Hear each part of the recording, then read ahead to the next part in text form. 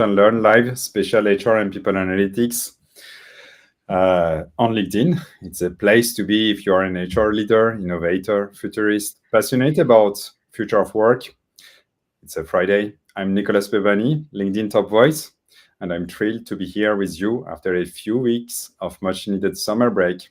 I hope you had a good time to recharge, reset, and maybe even gather some new ideas about HR, because today we are diving straight into the future of HR. Our topic couldn't be more timely and couldn't ask for a better guest to unpack this than Nico Decock. Welcome to the show, Nico. How are you? Thank you, Nicolas. I'm fine. Thank you very much. And I hope we can share some nice insights today. Absolutely, absolutely. I'm very thrilled to have you. I have, as usual, George with me to co-animate this Lunch and Learn. Good afternoon, George. How are you? I'm fine, thank you very much. Very good to Welcome. have a break. Yes. How was your summer? Oh, warm. Absolutely. In Europe as well, it was very, very warm in Paris as well. Hope that you have recharged. I know that Nico, you just came back from vacation, so thank you so much for being with us today and to You're discuss welcome. this great topic. I could say about HR, future of HR strategy, HR, organization. So it's a passionate topic, and I'm very glad to have you in this conversation. So don't worry if you miss anything. This session is being recorded and will be available later on my YouTube page. Drop your burning question in the comments, and my guest expert will answer in live, and George will take them during their conversation. Before we begin, let's have a sense of our incredible audience. Me, I'm from Paris. George from UK, you know that, and Nico. Where are you from, Nico? I'm located in Belgium, and I live partly in Belgium and partly in Italy. So that's where I came from yesterday evening. Very good. Welcome back to the work, I can say, and to this topic of today regarding this HR. So we have, decided to take HR, reimagining HR, and the question is, Nico's work. You have spent more than 3 decades about, working on the HR subject and creating HR strategies. They're only effective today. I would like, to discuss about on the state of HR today, and why do you think today that we need this reimagination in the organization? Why HR needs to be reimagined, according to you? Well, the thing is that the future isn't coming, it's here already. And we need to get ready for whatever is coming. And as I found a very good inspirational quote, what got us here will not get us there tomorrow. So that means that all the linear modeling that we have been doing over the last 30 years, and mind you, I come from the prehistoric times of HR, even before Dave Ulrich wrote one sentence on the business partnering model. So I believe we are now at a paradigm shift, and we need to step away from linear thinking to, in fact, a more exponential explosion in the future of technology, which will affect all of us and all the business. Thank you so much. Yes, absolutely. It's a, as you explained, it's a lot of evolution. We are in the age of AI. We will discuss, later during this slide. And yeah, I took one studies about HR disconnect and inefficiencies of the HR department today, HR challenge today. Uh, and it's showing, majority of case that we have executive support for HR as this initiative. We struggle with staffing challenge, retaining employees, talents, and the rapid change in our company and our employees' HR needs are concerning. That's the main challenge that these studies pain points have highlighted. And regarding these, pain points, staffing shortage, tech adoption, etc., where do you think HR leaders should focus first if they would like to strengthen both their influence and their impact, according to you? Well, what I see here is that we still are focusing on that linear modeling. We are looking to hire people. We look at their, how would I say, the performance. And instead of trying to work with the people that we have and make them faster, we look at it still very statically. I mean, capabilities are something static, something we have.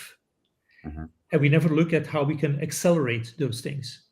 So I believe that the fix is not asking how do we hire more people, but how do we make our current people 10 times more productive through technology and learning? And that's moving away from the static era to, in fact, the a more living system. Incredible, incredible. Yes, absolutely. So you think that we are not asking the right question? That's the point. Yeah, probably not. And to be honest, I might not be ready for it either, because we are so much fixed in our day-to-day jobs and still referring to our hire to retire processes that it is so natural to just stay in there, and we really need to disrupt.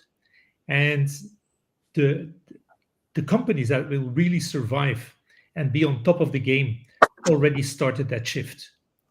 But I must admit, I wrote a book about it, but I'm still struggling with it myself. It's interesting your point. Very interesting your point, Nico, because even for me, as a HR leader, I trust, this employee cycle that we have today. And you are right. We need to revisit that maybe. And what would be the replacement of this employee life cycle for you? Well, the funny thing is that when you're talking about the annual cycle, technology goes faster than the cycle. So while we are still stuck in an annual performance review, a salary review, the world around us is moving faster than our meeting schedules. And when you are looking at your agenda of next week, it's already obsolete because it has already passed. So I might, well, I will talk about this in my brief presentation, where I am trying to uh, change the hire to retire cycle to a more flow oriented approach, because it's like the body. The blood is not waiting for the nerves. The aspiration is not waiting for your stomach to digest the food. It's a living thing, while our hire to retire cycle is really a silo based thing. Can I, Absolutely. can I Sorry. just ask you a quick question, Nico?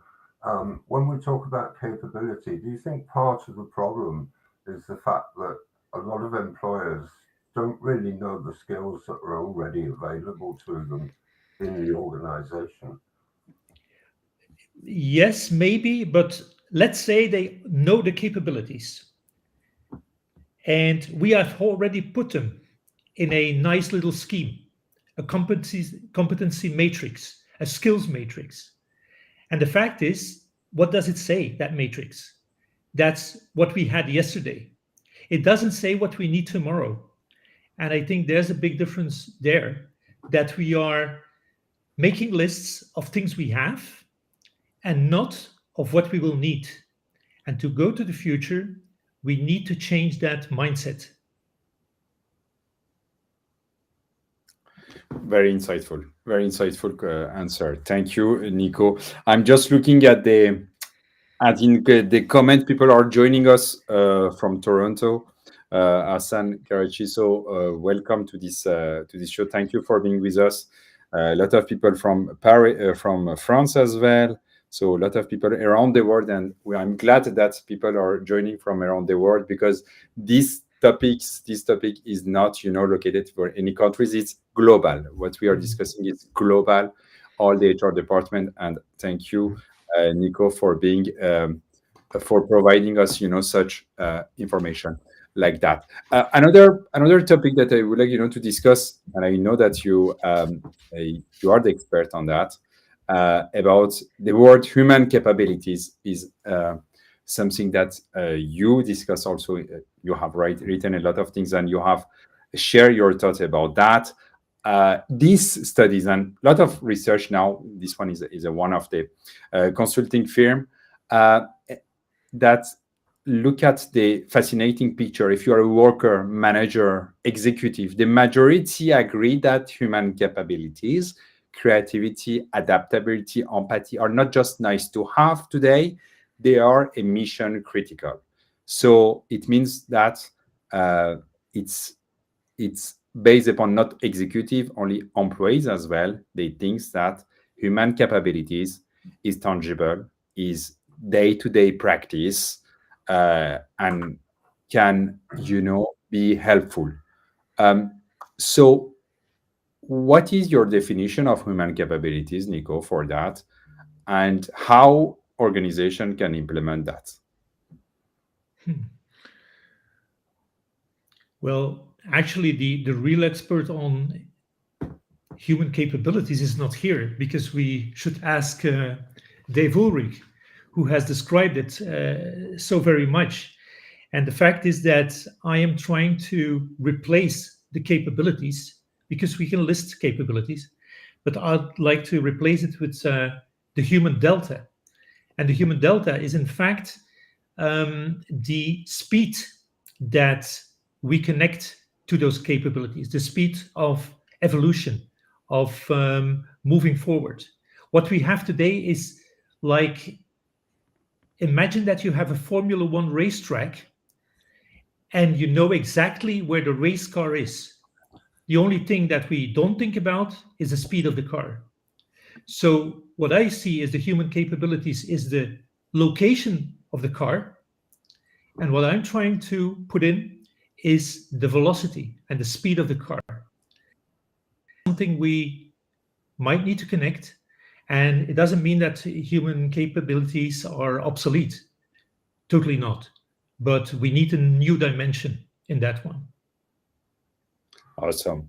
We had, Dave, because you are mentioning Dave, we had Dave in this lunch and learn, and for the next, and he explained very well, what is the human capabilities. But it was interesting. My question to you is about, because you have reframed this word as you explain, and you will explain in your slide just after, what is human capabilities. George, do we have any question? Yeah, there's two bits here that seem to be connected, actually. Sandra has actually said both the mindset and the data needs to shift from lagging to leading, qualitative insights and iterative ways of working. And Ronald has actually come up with a couple of questions. He says, I agree change will come, but revolution, ? Simplification with accents, shifts, or something else complicated? Again, a question mark. What is your answer about that? About this revolution? Do we needs to call revolution ready, or more reimagination? Well, I'm happy that Ronald is using the word revolution. As we have a lunch session today, Nicolas is the host. Let's say that I'm the caterer, and what I bring today is food for thought. And usually it's easier to make a wake-up call when you use the word revolution than when you use the word evolution.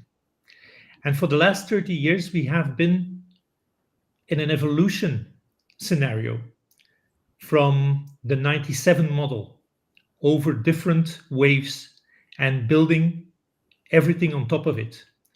And my question is, and I have no answer either, but if we don't have to rebuild, start from a new foundation, and it might be revolution, But let's say I use this because it sounds more powerful.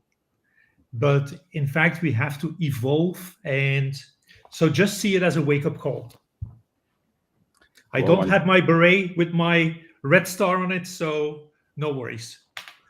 no, no, that's amazing because in the comment as well, Zana is saying it's time to non-linear thinking. It's about lot of revolution, as we said. Human delta. Someone is saying that human delta. Carlos is saying human delta concept is great. We have a lot of this. Thank you for bringing this on the top of our thoughts. Thought for food, exactly as you mentioned. Nico, just one thing I would like to go, and before going to your slides, and it's very important as well. Over the years, we have pictured organization as pyramid, right? As I have shared, this in a few weeks back in LinkedIn. Picture organization as pyramid, stable, hierarchical, and predictable, right? But now with AI stepping, in the workplace, those shapes are more moving, morphing, and diamonds to T shapes. We have a lot of picture people are sharing about T shapes, about white base houses, like that. New structure to take a story. It's a complete rethinking about how works gets done and how leadership looks at the top down. Correct. So Nico, you have been working for more than 3 decades in the organization, in the people and technology. So I'm curious to unpack what these shifts means really in practice directly for you. And do you agree about, this shift of the pyramid, traditional pyramid? Well, actually, 25 years ago, I was working and living in Japan for a electronics household name. And they had a pyramid which was is not in the schedule here. It's upside down. And actually, what they were saying is that the CEO was the least important person in the company, and the work base were the top of the pyramid, the upside down pyramid, because that's where we were making the money, and all the overhead was just useless if the workers on the floor were not producing the money. But the thing is, indeed, we are shifting in structures. And what I would say, as some sort of a suggestion, why don't we stop organizing by job titles? We should organize by problems to solve. Let people form and reform teams based on what the business needs. So now we are all in our nice little cubicle, in our silo. And in fact, it should be cross-functional teams, focusing on the problems and not on the job title as you are doing in HR, you are doing finance, you are doing IT. Yeah. I think it's a joint thing. And then none of these schemes fit anymore. It's funny what you are saying because I completely agree and love this concept of forgetting job title. One thing that I have adopted when I started to work is not to put any signature when I'm sending an email. To know me as Nicolas. As a part of person, as cross-function team. I really believe on this concept of cross-function because we are parts of one organization and our goal is to succeed the business, right? So instead of showing that we are the boss, we are director, we are, and really it's really insightful what you are saying about forget the job title and concentrate about what is the add value for the business. It's really, really important. And I hope that this will have, more and more impact in the future. And what about, AI, the impact of AI today, and about, I see I didn't, share yet, this some ideas regarding that, but about AI agents that the manager will become maybe in the future, manager of the AI of some robots, that they are doing agents, we call agents, AI agents, etc. What do you think about, this this hybrid, management of human plus AI? Well, while I was thinking about that one, I believe that the use of AI will depend on the type of position or role that we are in today. I mean, if I'm a gardener and I'm doing your garden, then most probably AI won't be much of a help. It might help me to find the right plants or how to treat your soil.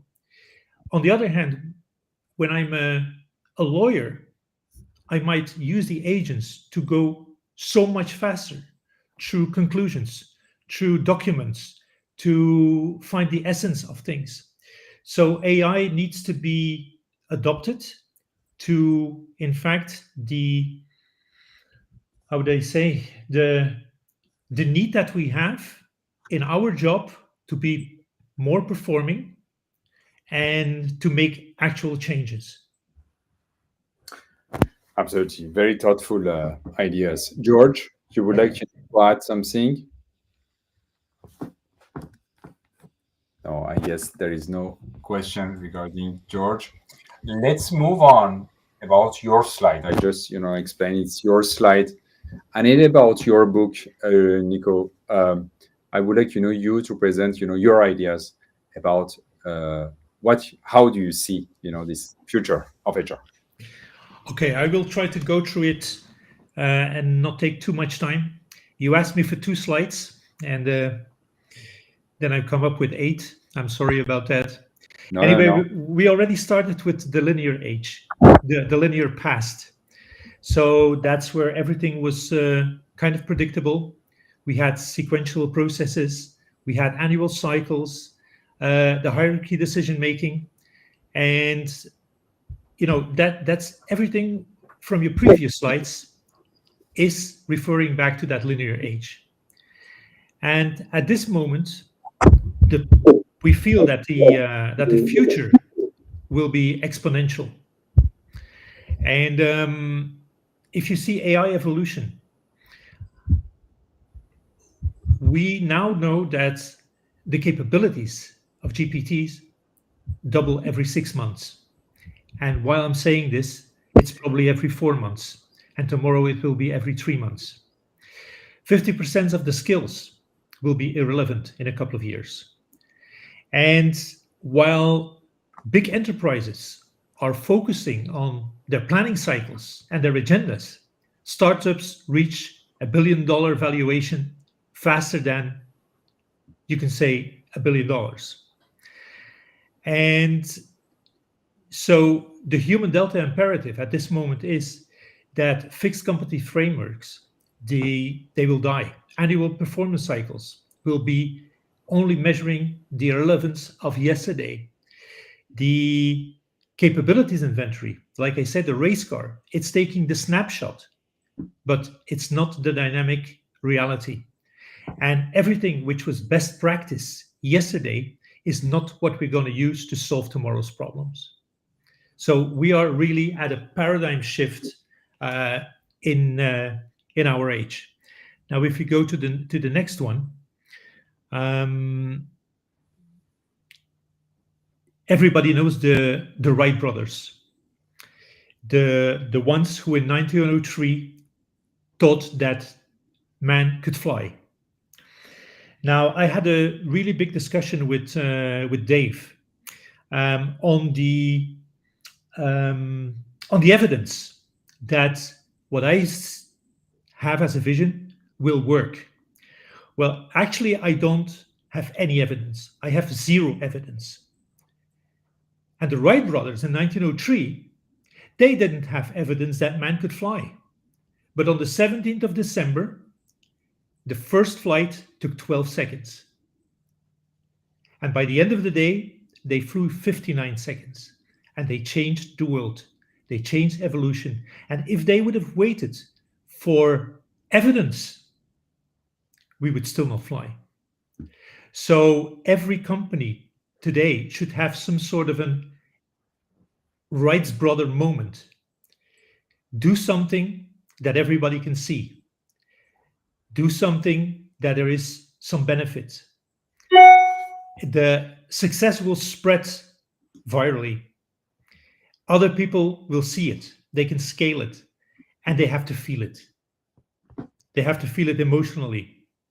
So we don't have to wait for proof that transformation will work. We just have to do it. And by time, this will be proven. So within my book, the evidence part is experiment, find your own evidence, share it. And probably in 30 years' time, there will be some young gun challenging whatever I'm saying today. And I really encourage and challenge these people for the future, because by then I will have gathered 30 years of evidence to prove that my vision worked, but it will be ready for something totally different. And I can tell you it will not take 30 years. At this moment, we are at the point that we only have three choices. And that's the next slide. We can be in denial. We can be in a position of delay, or we can choose for disruption. And 40% of organizations, they are comfortable because they feel we're different. We have it's just the market conditions that are changing for a moment. So we'll just we'll deny that something is going on. Then for a lot of companies, delaying is a good choice because they don't have to speak it out. We need time to prepare. We will do a task force, but actually zero transformational change. And we will have pilots, but we will make them fail safe. And we will not learn boldly. We will not fail fast. And then you have the part of the companies who say, okay, we will transform now. And it's a courageous evolution. It's better to bring a 70% solution today than a 100 solution that never comes. And everybody here in the talk is on one of these paths. Look at your calendar, your budget, your decisions, and you will see on which path you are. And I believe that only the disruption will lead to multiplication of the human delta and the organizational survival in the end. And in my book, I say that we will be obsolete in 2 or 3 years. I hope not. But it's, again, food for thought. And it's a little bit the revolutionary talk to call for action. So where I'm going to with the quad core HR and the human delta on the next slide.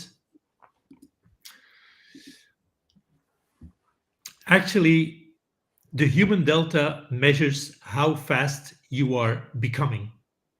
It's the rate of capability multiplication, the speed of value creation, the frequency of innovation, and the effect on the network. If you look at it from the traditional side, we have a static inventory. We have headcount. We have all sorts of numbers, but actually what are these numbers saying? We take a snapshot of the race car on the racetrack. And in our performance ratings, we look backwards. And actually, the whole thing I try to imagine, this lunch team is about back to work. I went back to the future. So when you have no evidence, just like Jules Verne writing a book, 20,000 Miles Under the Sea, you look at the future and you take steps back and see how you will get there. And I see 4 cores, 4 engines: foundational, strategic, operational, and adaptive, that work together. And they will create that velocity. And instead of the static processes, this way of having the earning to lead, architecting a new structure, going for executional excellence, and always be in a perpetual evolution, that actually will get us to a new future. Now, the next one. Okay, we're already there. Now, what I've done in the book, and that might be an yes. So I explain in the book about the architecture. I talk about the debt of hire to retire, where I change things into flows that are working together. As I talked already about the evidence, you have to do it yourself. Don't benchmark the best practices because that's accelerating into our own extinction. I also believe in a 90-day disruption sprint. Usually now our products have like 6, 12, 18, 24 months of lifetime. And what we start today will probably be something else in 24 months. Now, with the 90-day disruption cycle and the sprint, we can way easier adapt to what comes next. And we need to break from the legacy chains, no matter how much I respect the work that has been done over the last 30 years. We have to move beyond the business partnership, the centers of excellence, the shared services, because these things are holding us down. Now, to make the vision a little more tangible, in the book, I already give 15 assessments that you can use to practically see where you are in this whole cycle. But we are now at this moment also making an online portal where we have up to 60 measurable assessments, diagnostics that will try to help you build this new rewiring and this new foundation.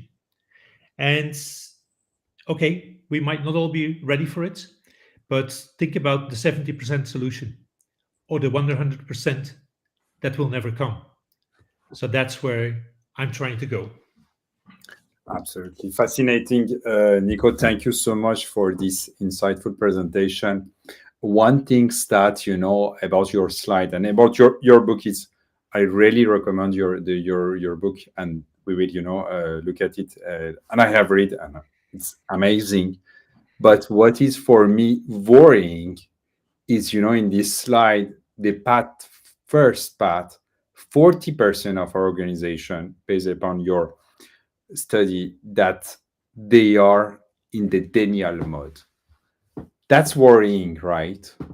That's worrying that why all of these executives that they are in the denial choices about the reality, and only 24% they are in transformation now.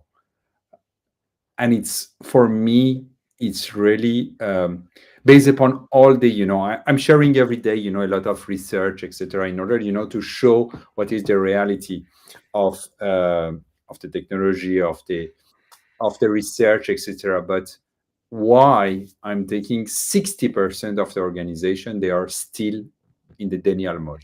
That's something that, not in the denial mode, but 40% for me is a lot. It's too much. May I give an example of a well-known company? And we have to step back like 10, 15, 20 years. Kodak.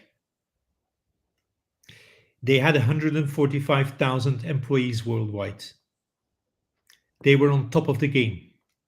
They had all the statistics. They had the best practices around. Where is Kodak today? They're gone. They felt we're different. It's market conditions. We will overcome that digital photography. Today, they're bankrupt. On the other hand, when WhatsApp started, there were 55 people. And in no time, they had a turnover of $2 billion. And that's the difference. Yes, they were different too. But they were different than the different of Kodak. And so that's where I think a lot of companies with their legacy, with their history, with their proven tracks, with their balance sheets, they think they're so different until some young guns come and take over the whole business. Especially, and it's not a doom scenario, but at least think about it. Absolutely. Forward thinking about technology, etc. The example is amazing. What you have shared about Kodak, but it's the same for BlackBerry and Apple.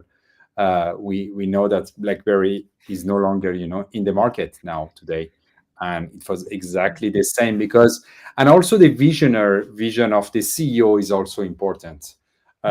Make this change, this transformation that you name in the part 3.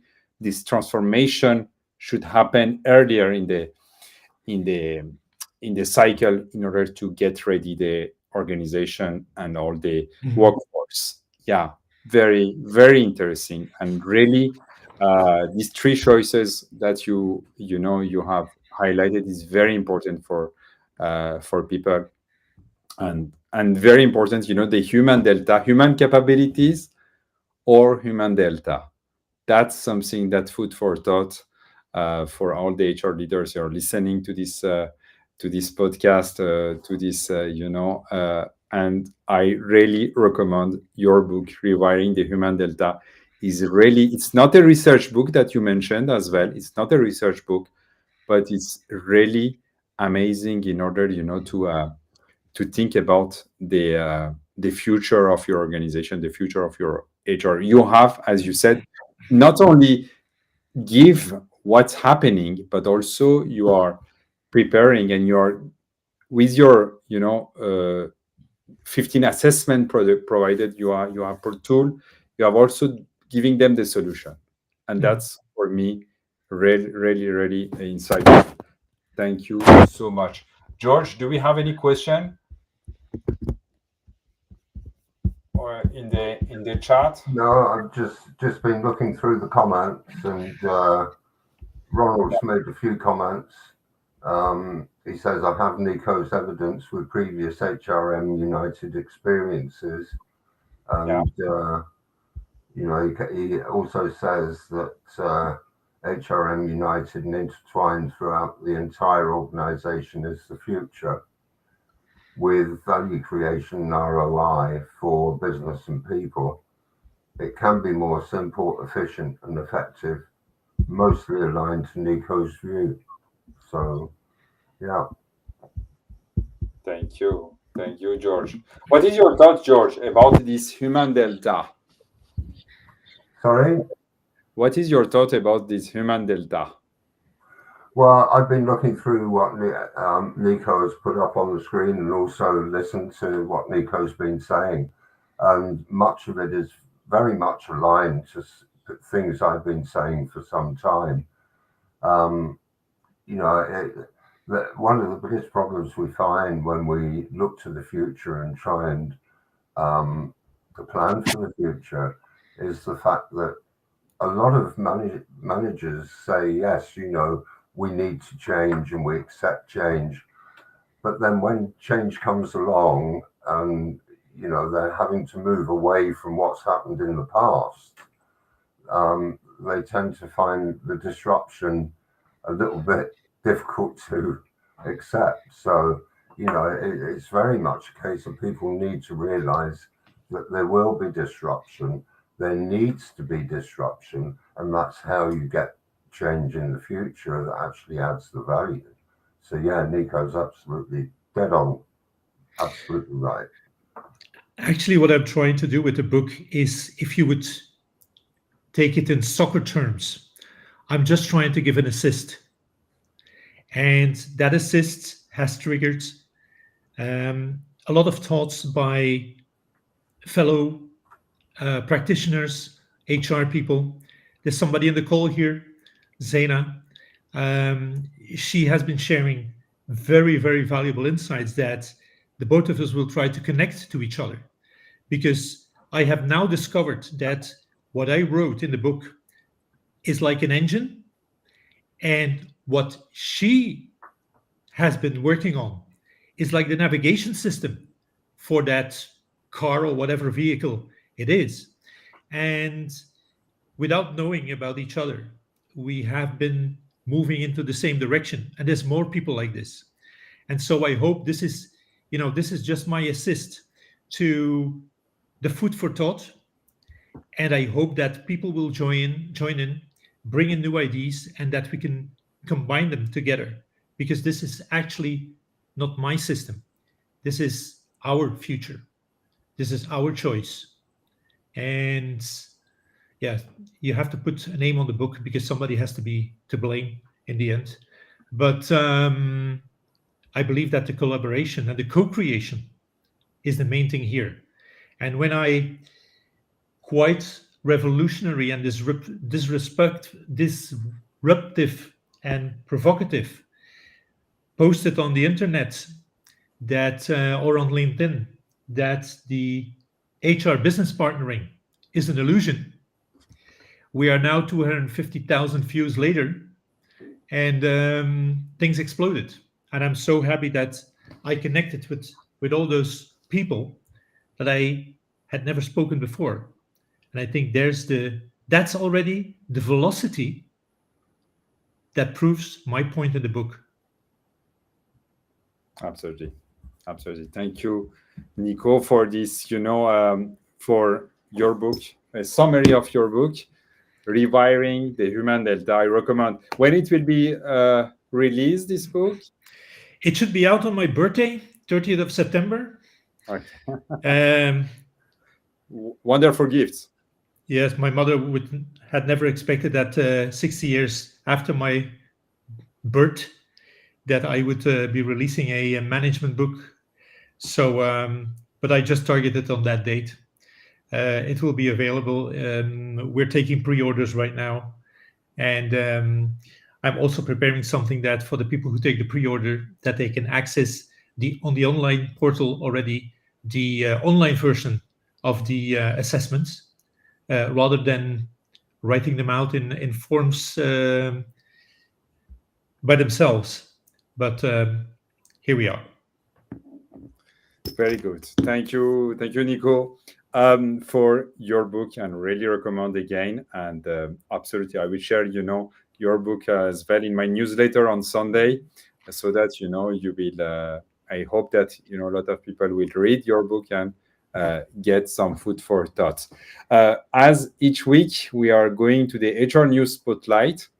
I have selected the 2 news this week that we are, I think all the people were in a summer break, etc. But there was some news regarding, and I have selected one, news about computer science graduates that some of them, they struggle to find a job in a world where the demand for tech skills is sky high.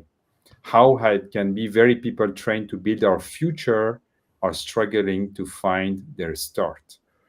That's for me as engineering and data science. When I started, there was a lot of job offer, and it's really strange. I can say that these people are struggling to find in the age of AI jobs. Nico, when you see the headlines like this, the stories that become the exception rather than the norm, is it linked to the talent, or is it another,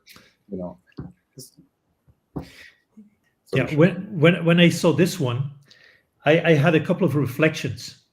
I mean, due to the demand of these computer science people, more and more people started studying. So I believe that we now have so many graduates that that's one part of the problem. Second part is that all the companies who have been hiring like crazy now suddenly realize that they need to fine-tune their how would I say, their needs. Because in the past we just hired because there was no one available. There was one, you had to grab him, or he was gone 5 minutes later. Now we come to the realization that what do we really need? And also that, with all respect to grads, there is also something about experience and immediate deployment. And a lot of companies to accelerate also future don't need somebody to let grow, which I think is totally wrong, because we need to make people grow, but we also need people right now who can change this afternoon, who can change tomorrow. So we need both. And the smart companies will hire the young potentials, and they will nurture the experience that they have. But yeah, it's a very interesting article. Yeah, very. Thank you for giving us your thoughts about that.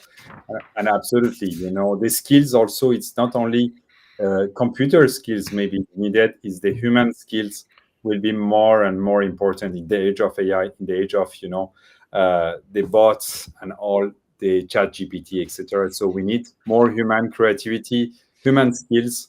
Very important. Thank you so much for giving us, your Nicola, yes. Just to cut in, we've had a question from Rita. Yeah. She's asking how you can pre-order Nico's book. Is it on Amazon, Nico? Yes, there is. What I might do is you can reach me on LinkedIn. Just send me a message, and I'll send some links. Also through Nicolas, when he's doing his newsletter on Sunday, I hope he will put the pre-order link in it. So and in fact, also people will already have a chance to look around on the online portal and experiment already with a couple of things. Thank you so much. Yes, absolutely. I will, share your, pre-order link, and feel free in my newsletter. I will share with you, and you can, this. News number 2, and then George, I will give you, your your voice about that. Is about people hate us. About human research is making you miserable. Every profession has its challenge for me. But the headline pulls back the certain and truth many HR leaders already feel about that. And it's not only the only article that I found, but there is a lot of them that since the pandemic, their work has become a grind. They are navigating endless change, increased demand, and hostility from very few people. I hope few people. When the people are burning out, and I don't think that's just HR problem, an HR view. It's an organization health problem. Nico, given your experience, and how can an organization rebuild the perception, the reality of HR to become a true engine of culture, of performance, rather than a department people get in line to complain about? What is your thought? Well, I think it's also a mindset, and I will refer to an estimate colleague that I had a couple of years back. He is now working for Novo Nordisk. He was a COO, and he was one of the first people who actually connected with HR as some sort of a helping hand. And I remember that when we had a very big operations meeting, as a COO person, the first thing he said to all his managers was, HR is not the default answer to your problems. Solve them yourself. And we have let the business use HR to navigate the change, to bring solutions, to whatever. If a key card doesn't work at the entrance, call HR. It might be an IT problem. It might be a system problem. It might be whatever, but call HR. And actually, we allowed everybody to, I would say it in French, to take the piss out of us. But so we need to take our responsibility, our stance back. So that's my thoughts on this one. Thank you. I've got a question from Carlos. He says, I see a general concerning return of the super short-term free cash flow is king, stock price focused tyranny in too many industries. In this context, it is a shame that our talent first, human data, human capability, moral leadership culture that we truly believe in as a fundamental engine of competitive advantage is taking a secondary role in CEOs' agendas. And he asks, would you agree with this? Could this be a blocker for the gun and data approach? That was a question for you, Nico. Well, I don't see it as a question. It's something I can just say. I would say thumbs up. What he's saying is so true. The short-term free cash flow thing, especially when you are in listed companies, it's like the only mantra. It's the dogma. It's a doctrine, and we just need to follow. And that's why we need to claim our authority. We have to claim our veto rights. And I hope that, at least what I tried in the book, is give some thoughts how we can actually bring our value back to the company. The biggest problem with business partnering is that the business never partnered back and still isn't. We are the ones who need to support. And when things go wrong, we're the ones to blame. And if we don't have the right people, we are not looking hard enough. And in the meantime, only the short term, the next presentation of the balance sheet is important. I can only agree with Carlos. It's a great comment.